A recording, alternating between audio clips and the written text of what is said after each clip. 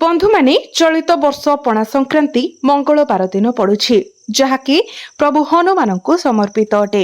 एही दिन हनुमान जयंती रहुछि एवं मंगलवारटी प्रभु हनुमान को समर्पित अटे। तो बंधु माने एपरि एक शुभ दिन रे आपण आजिर एही भिडियो रे कुहा जायथुबा उपायटी निश्चित भाबरे पालन करंतु। जदि आपणकर जीवन रे शत्रु भय लागि रहिछि, आपण शत्रु मानक द्वारा अनेक समस्यार सम्मुखीन हेउछन्ति एवं सेथिरु आपण मुकुळिबाकु चाहुछन्ति, तेबे आजिर भिडियो रे कुहा जाउथिबा उपायटी आपण एही पवित्र पणा संक्रांति दिन निश्चित भाबरे पालन करंतु। प्रभु हनुमान को शत्रु विनाशकारी बोली जणा जाय थाए एवं एही दिन जदि आपण एही गुप्त उपायटी करि नेउछन्ति तो निश्चित भाबरे आपणकर जीवनरु शत्रु बाधा दूर होइछिबो एवं आपणक जीवन रे लागि रहितिबा समस्त समस्या दूर होइछिबो। प्रत्येकटी क्षेत्र रे आपणकु सफलता मिलिबो। बंधु माने गोटे लेंबू एवं 7टी लुहार कंटा व्यवहार करी आपणक शत्रु को आपण संपूर्ण निपात करि परिबे। आपणक शत्रु पाखरे किछि भी रहिबो नाही। आपणक शत्रु संपूर्ण भाबरे विनाश एवं ध्वंस होइछिबो। बंधु माने गोटे लुहा कंटार शक्ति एते विशाल जे जदी एही लुहा कंटा को कौनसी निर्दिष्ट स्थान रे फोड़ी दिया जाए किंबा माटी रे पोती दिया जाए तेबे विश्वास करंतु यह निसंदेह रे आपणक शत्रुर विनाश आनिबो। आज मो ही भिडियो रे एक लेंबू एवं 7टी लुहा कंटा व्यवहार करी एही उपाय किपरि करिवे से विषय संपूर्ण विवरणी प्रदान करबाको जाउछि। तेणु भिडियोटी को शेष पर्यंत देखंतु एवं भिडियोटी को लाइक करी चैनल टी को सब्सक्राइब करि दियंतु। कमेंट बॉक्स रे भक्ति एवं श्रद्धार सहित जय श्रीराम जय हनुमान निश्चय लिखंतु। तो बंधु माने ध्यान दियंतु, आमर शत्रु माने लुचि रहितिबा शत्रु हंतु किंबा अन्य कोनोसी प्रकारर शत्रु हंतु किंबा जो माने खोलाखोली भाबरे आमको आक्रमण करंती प्रायतः पाखरे ही देखा जांती। अधिकांश क्षेत्र रे आमर पड़ोसी माने आमर शत्रु होई जांती एवं से माने ही आमर जीवन को नष्ट करि दियंती। आमे जेते प्रगति करू, आमे घर तैयारी करू किंबा आमर व्यवसाय बढ़ाइबाको आरंभ करू, एही शत्रु माने प्रायतः आम विरुद्ध रे कला जादू किंबा नकारात्मक शक्ति व्यवहार करंती, जहा फलरे आमर समस्त सफल प्रयास भांगी पड़े। आपण निजे यह अनुभव करिथिबे। आपण सुगम भाबरे आगको बढ़ुछंती, कठिनतार सह आपणकर काम करुछंती। जेतेबेले हठात कोनोसी स्थानरु बाधा एवं प्रतिबंधक देखा जाउछि, एही प्रतिबंधक गुड़िको किपरि आपण दूर करि पारिबे, सेगुड़िको किपरि समाधान करि पारिबे। बंधु माने एही उपाय एही उद्देश्य रे प्रस्तुत करा जाइछि आपणकर जीवन को सुरक्षा देबा एवं एपरि नकारात्मक शक्ति द्वारा एहाको गुरुतर भावरे बाधा प्राप्त हेबारु रोकिबा पाई। आज मु ठीक भावरे वर्णना करिबी जे आपण एही उपाय किपरि केउठी एवं केबे करिबा उचित। बंधु माने एही उपाय मंगलवार किंबा शनिवार दिन कराजिबा उचित। तथापि जदि आपण भाबुछंती जे यह एक अत्यंत जरूरी कालीन परिस्थिति जे आपणकर शत्रु आपणको अत्यंत कष्ट देउछि, आपण तुरंत ही उपाय करिबा उचित। हुएत से माने आपणको प्रत्येक दिन गाली देउछंती, जदि आपण ऑफिस को जानती से माने आपणको अपमानित करूछंती किंबा जदि आपण एक व्यवसाय चलाउछंती तेबे से माने याको बढ़िबार बाधा देउछंती। जो माने थरे आपणकर दुकान को बारंबार आसुथिले से माने हठात आसीबा बंद करि देइछंती। तो एही समस्त नकारात्मक घटना शत्रु मानक हातर काम। किछि शत्रु खोलाखोली भाबरे आपणकर संपत्ति हड़प करिबाको चेष्टा करि पारंती किंबा आपणको भौतिक लोभरे प्रलोभित करि पारंती। जदि आपण एपरि एक शत्रु सहित मुकाबिला करुछंती जे आपणक ठारू बहुत अधिक शक्तिशाली, जे निरंतर आपणक सहित जुक्ति तर्क करे, प्रत्येक मोड़रे आपणक प्रगति रे बाधा सृष्टि करे एवं आपणकर संपत्ति हड़प करबाको मध्य चेष्टा करे, तेबे आपण एक कष्टकर परिस्थितिर सम्मुखीन हेउछंती। जेहेतु आपण दुर्बल पक्ष, जेतेबेले सेमानक पाखरे धन किंबा सामाजिक प्रभावरु प्राप्त शक्ति अछि, आपणकर जीवन अनेक असुविधारे जर्जरित हो जाए। तेणु बंधुगण, आज मु आपणक सहित एक निर्दिष्ट उपाय बांटिबाको जाउछि जहा आपणको एपरि शत्रु मानको दूर करिबाको एवं सेमानकर विनाश आनिबाको सक्षम करिबो। ଏହି ପଦ୍ଧତି ଆପଣଙ୍କୁ ଆପଣଙ୍କର ଗୁପ୍ତ ଶତ୍ରୁ ଠାରୁ ମୁକ୍ତି ପାଇବାରେ ମଧ୍ୟ ସାହାଯ୍ୟ କରିବ। ବର୍ତ୍ତମାନ ଆପଣ ପଚାରିପାରନ୍ତି, ଏହି ଗୁପ୍ତ ଶତ୍ରୁମାନେ କ'ଣ?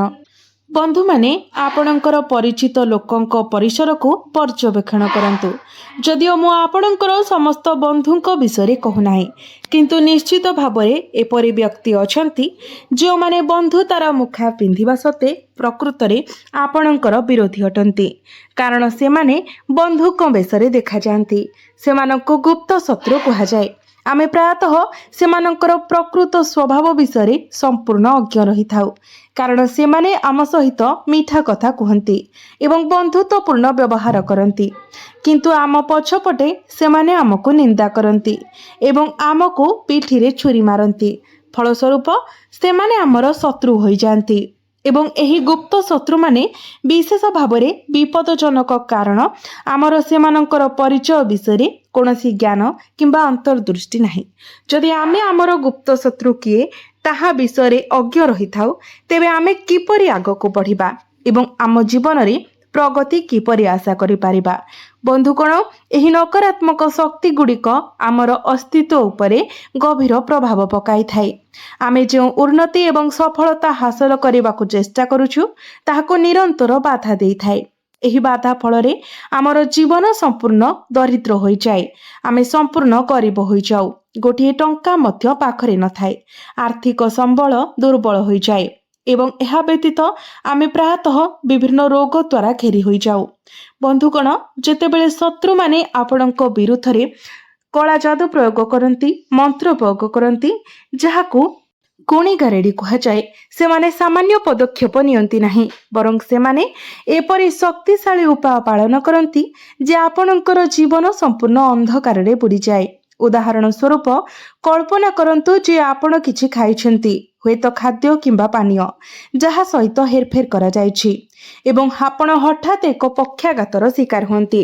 ବନ୍ଧୁମାନେ, ଆଜିକାଲି ଘଟୁଥିବା ପକ୍ଷାଘାତର ଅନେକ ଘଟଣା ପ୍ରକୃତରେ ଶତ୍ରୁମାନଙ୍କ ଦ୍ୱାରା ପରିକଳ୍ପିତ, ପୂର୍ବ ଯୋଜନାବଦ୍ଧ ଯୋଜନାର ପ୍ରତ୍ୟକ୍ଷ ଫଳାଫଳ। ଆପଣ କିଛି ଜିନିଷ ସେବନ କରନ୍ତି, ତଥାପି ଆପଣ ପକ୍ଷାଘାତ ଦ୍ୱାରା ଆଘାତ ପାଆନ୍ତି ଏବଂ ଆପଣ ଆପଣଙ୍କର ଅକ୍ଷମତା ଦ୍ୱାରା ସମ୍ପୂର୍ଣ୍ଣ ଭାବରେ ନିଜର ଜୀବନଯାପନ କରିବାକୁ ବାଧ୍ୟ ହୁଅନ୍ତି। ପକ୍ଷାଘାତ ହେବା ପରେ ଆପଣ ନିଜକୁ ଶାରୀରିକ ଦୁର୍ବଳତାର ଜୀବନରେ ଫସି ରହିଥିବା ପାଆନ୍ତି। ତେଣୁ ବନ୍ଧୁଗଣ, ଯେହେତୁ ଆପଣ ସମ୍ପୂର୍ଣ୍ଣ ଭାବରେ ଭାରାକ୍ରାନ୍ତ, ଏହା ଆପଣଙ୍କ ଉପରେ ନିର୍ଭର କରେ ଯେ ଆପଣ ଏହି ପରିସ୍ଥିତିକୁ କିପରି ଦୂର କରିବେ ଏବଂ ଏଥିରୁ ଆରାମ ପାଇବେ।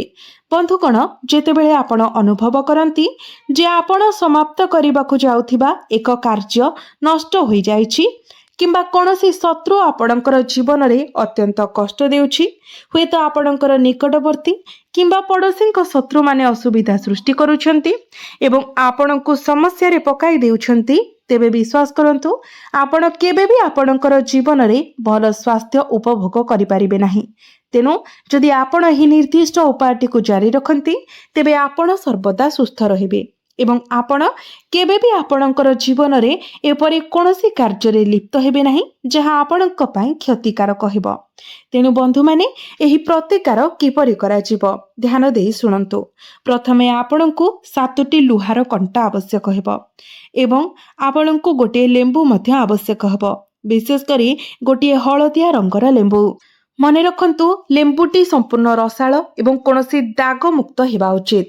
ଲୋକମାନେ ପ୍ରାୟତଃ ଦାଗଯୁକ୍ତ ଲେମ୍ବୁ ବ୍ୟବହାର କରି ଏହି ଉପାୟକୁ କରନ୍ତି, ଯାହାଫଳରେ ସେମାନଙ୍କର ଉପାୟ ଫଳପ୍ରଦ ହୁଏ ନାହିଁ। ତେଣୁ ଆପଣଙ୍କୁ ଏକ ପ୍ରକୃତ ରସାଳ ଏବଂ ଉତ୍କୃଷ୍ଟ ଗୁଣବତ୍ତାର ଲେମ୍ବୁ ବାଛିବାକୁ ପଡ଼ିବ ଏବଂ ତାପରେ ଆପଣ 7ଟି ଲୁହା କଣ୍ଟା ଏବଂ ଲେମ୍ବୁକୁ ନିଅନ୍ତୁ। ତାପରେ ଗୋଟିଏ କଳା ରଙ୍ଗର କଲମ କିମ୍ବା ମାର୍କର ନିଅନ୍ତୁ। ମାର୍କର ଟିକେ ନରମ ରହିବ, ତେଣୁ ମାର୍କର ହିଁ ସର୍ବୋତ୍ତମ ହେବ। ଏବେ ଆପଣଙ୍କୁ ଏକ ପଦ୍ଧତି ବ୍ୟବହାର କରି ଲେମ୍ବୁ ଉପରେ ନାମ ଲେଖିବାକୁ ପଡ଼ିବ। ଯଦି ଆପଣ ନିଜର ଶତ୍ରୁର ନାମ ଜାଣନ୍ତି, ତେବେ ଶତ୍ରୁର ନାମ ଲେଖନ୍ତୁ, କିନ୍ତୁ ଆପଣମାନେ ଜାଣନ୍ତି ନାହିଁ ଯେ ବାସ୍ତବରେ ଆପଣଙ୍କର କେତେ ଶତ୍ରୁ ଅଛନ୍ତି। ଆପଣଙ୍କର ଗୁପ୍ତ ଶତ୍ରୁ, ବାହ୍ୟ ଶତ୍ରୁ, ଏମାନଙ୍କ ବିଷୟରେ ଆପଣ ସମ୍ପୂର୍ଣ୍ଣ ଭାବରେ ସଠିକ୍ ତଥ୍ୟ ଜାଣିନଥାନ୍ତି। ତେଣୁ ସର୍ବୋତ୍ତମ ହେବ ଯେ ଆପଣ କେବଳ ଶତ୍ରୁ ଲେଖିଦିଅନ୍ତୁ, ଯାହା ଆପଣଙ୍କର ଗୁପ୍ତ ଶତ୍ରୁ, ବାହ୍ୟ ଶତ୍ରୁ ସମସ୍ତଙ୍କ ଉପରେ ପ୍ରଭାବ ପକାଇବ। तापरे आपण 7टी लुहा कंटा नियंतु। प्रत्येकटी 1 इंच लंबर हेबा उचित। कोनोसी कंटा बंका हेबा उचित नुहे। तो आपण प्रथमे एक बंद कोठरी रे बसंतु, जोठारे आपणଙ୍କୁ केही कोनोसी प्रश्न करिवे नाही किंबा आपणଙ୍କୁ केही कोनोसी प्रश्न पचारिवे नाही। तापरे आपण दक्षिण दिगकू मुह करी बसी जांतु एवं तापरे आपण गोटिए गोटिए लुहा कंटा ने से लेंबू रे फोड़ी दियंतु एवं प्रत्येकटी कंटा फोड़िबा समय आपण एही मंत्र उच्चारण करंतु। ओम हम हनुमते नमः। मोर शत्रुर अंटा को भांगी दियंतु। एपरी कही आपण 7टी कंटा फोड़ंतु एवं प्रत्येक थर एही कथा को उच्चारण करंतु। तापरे आपण आउ गोटिए मंत्र को 21 थर जप करंतु। मंत्रटी हेउछि ओम नमो भगवते रुद्राय शत्रु विनाशाय ओम फट स्वाहा। एही मंत्रर जप करंतु। तापरे प्रभु हनुमान एवं भैरव बाबा को प्रार्थना करंतु। तापरे घर बाहर को जाई कोनोसी कंटा गछ मूल को जांतु, जेमिति कि बबुल गछ किंबा गोलाप गछ मूल रे गोटे गात खोलंतु एवं तापरे सेही कंटा फोड़ा जाइथिबा लेंबू को सेही ठारे पोती दियंतु। एभली भाबरे पोतिबे जेमिति बाहर को देखा न जाए एवं तापरे सीधा घर को आसंतु। घर को फेरिबा समय बिल्कुल भी पछकू बुली चाहंतु नाही किंबा कहा सहित कथबार्ता करंतु नाही। तापरे आपण घर को आसी हाथ मुह धोई नियंतु एवं पिंधिथिबा पोशाक बदलाई दियंतु। तो बंधु माने एही उपायटी आपनकु संध्या समयरु नै राति 9टा पूर्वरु करिवार अछि। तेबे आउ किछि महत्वपूर्ण कथा रहिछि जहाकू आपनकु ध्यान रखिबार अछि। एही उपायटी करिबा पूर्वरु आपण स्नान करिनेबा उचित, शुद्ध वस्त्र परिधान करिबार अछि एवं जेतेबेले आपण एही उपायटी करूछंती आपनकु संपूर्ण श्रद्धा एवं विश्वास रे एही उपायटी को करिबार अछि एवं एही उपाय विषय आपण काहाकू भी कहिबा मध्य उचित नुहे। एहाकू आपण गुप्त भाबरे करिबा उचित, कारण गुप्त भाबरे करा जायथिबा उपाय अधिक प्रभावशाली होइथाए। एवं सबुठारु गुरुत्वपूर्ण कथा हेउछि एही उपायटी करि सारिबा परे आपण कम से कम 2 ରୁ 3 घंटा पर्यंत निजको शांत रखंतु। अधिक कथबार्ता करंतु नाही एवं ता पर 5 दिन पर्यंत प्रत्येक दिन आपण हनुमान चालीसार पाठ करंतु एवं एही 7 दिन मध्यरे कहा सहित झगड़ा झांटी करंतु नाही, क्रोध करंतु नाही। जेते पारिबे निजको शांत रखंतु एवं एही 7 दिन भितरे आपण शाकाहारी भोजन करंतु, कदापि भी कोनोसी मांसाहार करंतु नाही एवं एही 7 दिन मध्यरे प्रत्येक दिन आपण सोइबा पूर्वरु प्रभु हनुमानक उद्देश्य रे एक दीप जाळंतु। एहा परे आपण मने रखंतु जे आपण करिथिबा प्रत्येक उपाय सेतेबेले ही सफल होइथाय जेतेबेले आपणकर मन संपूर्ण परिष्कार एवं आपणक मनरे संपूर्ण विश्वास रहिथाय। आपण जदि सठिक उपाय रे श्रद्धा एवं विश्वास पूर्वक उपायटी करूछंती तेबे ही एहा आपणको वास्तव रे फल प्रदान करि परिबो।